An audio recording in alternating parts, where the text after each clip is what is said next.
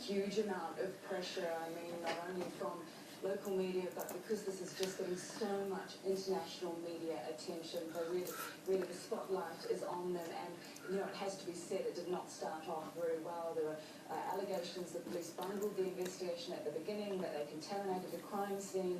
But in the past week, we've seen the National Prosecuting Authority coming out and saying they've got a strong case, they're confident in their case. How true that is will only be revealed next March when the trial proper actually begins. And the world will be watching. Tanya Page, thank you very much for your time. Thank you, Danny. 3 American teenagers could face the death penalty over the random shooting of a promising Melbourne athlete. 22-year-old Christopher Lane was gunned down on an Oklahoma street for no reason except the group just wanted to kill someone.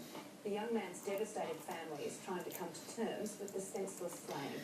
Jade Vincent reports.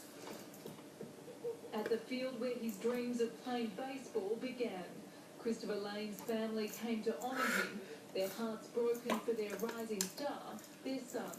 The fact that something that shouldn't have happened has happened. It's the fact that somebody we all love so much is not going to come home. The 22-year-old and his girlfriend had returned to Oklahoma from a visit home just last week. We all knew that he was here for that period of time. His devastated partner, Sarah Harper, paid tribute to Chris on Facebook, telling how the past 4 years had been the most amazing of her life, and it was all because of him. The talented sportsman, now the victim of a senseless and unprovoked attack as he went for his regular afternoon run.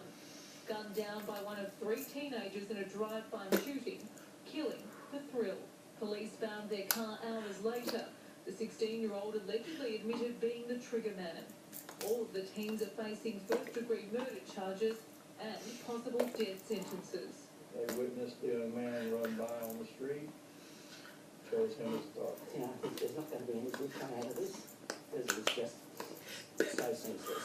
There wasn't anything he did or could have done. Flowers have been laid in Duncan, where Chris was in his final year of his college scholarship.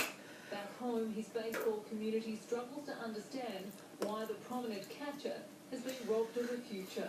Without a doubt, he was a superstar. He was the hard worker that would never take a backward step. Remembering his playful character, the Lane family are grappling to comprehend why their boy was taken. You just have to gather together as a family and hold on. And that's what we're trying to do at the moment, hold on.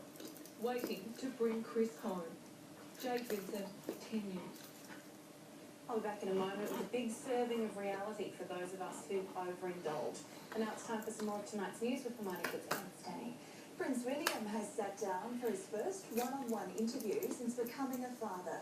Sitting in his garden at Kensington Palace, he told CNN his second in line is already quite a character. He's a little bit of a rascal, let's put it that way. So he either reminds me of my brother or me when I was younger, I'm not sure. But he's doing very well at the moment. He does like to keep having his nappy changed. And I did the first nappy, yeah, exactly. Where's that?